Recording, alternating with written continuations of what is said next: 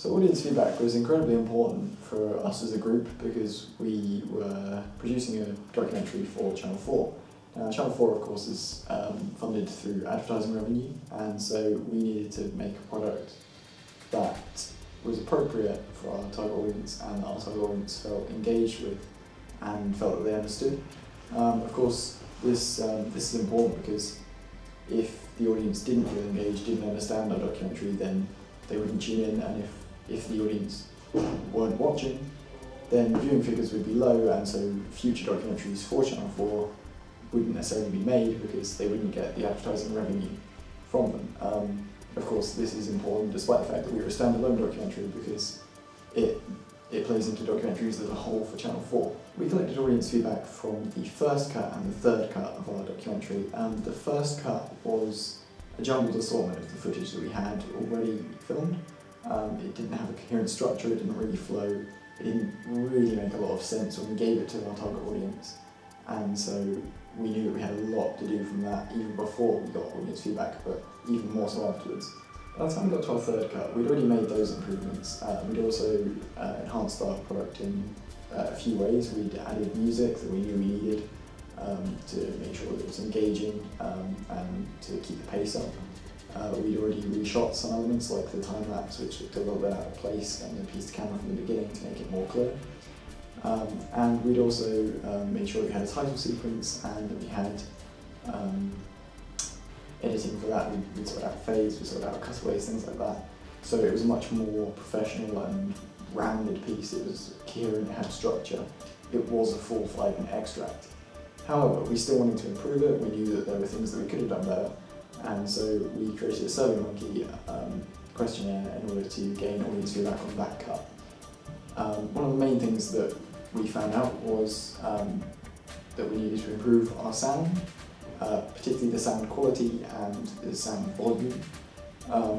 In terms of sound quality, there was a buzzing and hissing in the background of some of our shots, which we sorted out through the use of the denoiser tool in Adobe Premiere. We were also told that during some of the sequences, particularly the interview with Professor Keith Martin, there was background noise, there was some construction work going on, and the beeping of heavy goods vehicles reversing. This obviously couldn't be avoided because we were filming on location, as it were, at Royal Holloway, the university where Professor Keith lectures and does his research. But we felt that we could have improved this and got around the problem by making sure that we filmed in between occurrences outside, making sure that we had someone dedicated to making sure there wasn't any noise in the background while we were filming. And if that meant that it took a little bit longer, if that meant that we had to pause and shoot, then that's what we would do in the future. And the other issue we had in terms of sound was the music. At some points it was said that it was too loud, particularly during the Hannah Smith case study element where Jarrett Miller, our presenter, was delivering a piece to camera. The music was too loud in terms of it was interfering with his vocals and it was interfering with the concentration of the audience. It was distracting, and so we reduced that sound ready for our final cut. One of the other things that we were told about in our audience feedback for the video production was about our use of insert shots or cutaways. Now, we used those during both interviews and during Jarrett's piece to cameras, and these were filmed often at the same time as the main footage was, so that the lighting, the camera work, etc. was all the same, so that they looked as natural and as appropriate as possible. However, some of them were seen as a little bit inappropriate or distracting or just didn't seem quite right. Now, one of the main ones for this was during the Professor Keith interview in our third cut. We used a cutaway of sort of legs, his crotch kind of area. Now, obviously it wasn't seen as appropriate. We used it because we needed cutaway shots and we thought that it would be a little bit different. But in hindsight, we realised that it was inappropriate, it was potentially quite crude, and that it shouldn't have been in there. So, based on audience feedback and based on really our gut feeling as well, we replaced all the shot from the sale room, which was appropriate. We'd already used some other shots later on in the interview as well, and it was related to what Professor Keith was talking about. one of the other ones in particular that was pointed out to us as maybe being distracting was in the Hammersmith case study piece to camera. It cut to some deodorants and some clothes and things like that. Some of these seem absolutely fine, but I think the deodorant shot in particular was picked up on as distracting. It just didn't seem right, it didn't feel right within the context. It had nothing really to do with the piece to camera or the girl that was in it.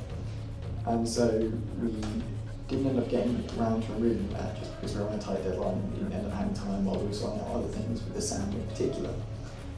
But one of the things that we really learned from this was the fact that even things like the cutaway shots and the inserts, they need to be planned just as meticulously as the main piece to camera or the interview, because otherwise just those couple of second shots can really distract from the professionality of the piece, and if we distract the audience from it, they will then miss the message that we're trying to convey. For example, in the Hammersmith case study, of course, it's supposed to be an incredibly emotive story about how, while the documentary is mostly about the virtual world, about internet safety, about things like that, it's about real people. It's supposed to be hard-hitting in that way, and so if we distract our audience, even for just a couple of seconds from that, it takes away from the overall feeling and the overall message, and it means that it won't be as impactful as it's supposed to be. So the first piece of ancillary work that I completed was my double-page spread, and I received audience feedback based on the first draft of that. With my research, I found that in TV and Satellite Week, my magazine, there wasn't a double-page spread all about one documentary. So what I did was I took the main article of the documentary's page, and I blew it up to a double-page spread's size. Unfortunately, this didn't work. My audience feedback really could see that it didn't look right. It didn't fit that size because it wasn't supposed to be that size, and so the text looked way too big to be on in a magazine spread, and so I had to make big changes with very little time. What I learned was basically just not to try and take a shortcut, because that's really what I did with the magazine documentary spread. I didn't think outside the box enough, I didn't really come up with an original design enough, and so when it came time to give it to the audience feedback, they could tell that I hadn't spent enough time maybe planning as I should have done. Obviously I made the changes that were necessary, and I tried to make it look as professional as I could. I shrank the main article down to the size that it should have been, and I added in 2 side stories along the bottom and along the right hand column. This meant that the final draft, or the final version of my double-page spread, looked much more professional and was in scale. It was the right kind of size for a double-page spread magazine. Of course, I then adjusted it to make sure that it was in the right 4-column per page design, and so I could structure the layout so much more easily.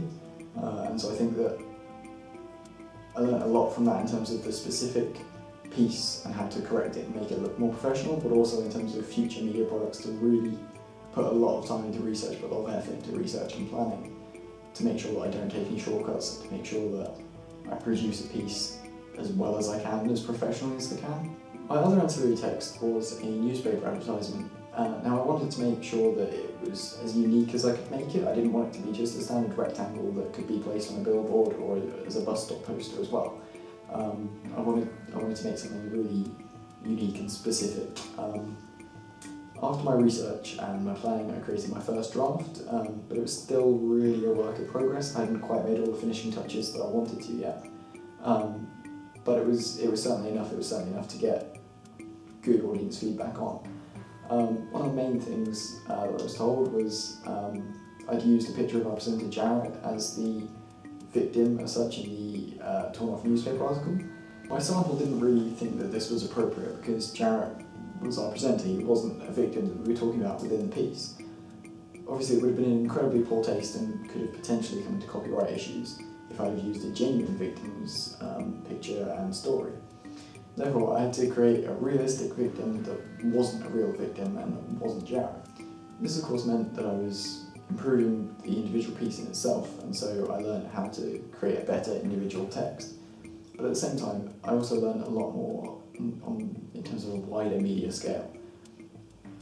It's incredibly important in any media text to ensure that everything you do, whatever it is, whether it's tiny little aspects of mise-en-scène, whether it's a name or a cut, everything is incredibly important, and so I had to really consider everything on a tiny little scale. It also raised issues of copyright, of permission, and of course, making sure that the image was appropriate to the text and appropriate to the audience. That was something else that I learned, to not let my own personal feelings override the process, because at the end of the day, while I'm creating the text, I'm not the consumer of the text, so whether something appeals to me, or whether something engages me, or whether something makes me want to watch the documentary doesn't matter. It matters what the target audience wants, it matters what the potential consumers want, and so I had to sort of take a step back from what I thought was necessarily best and focus on the audience feedback in itself.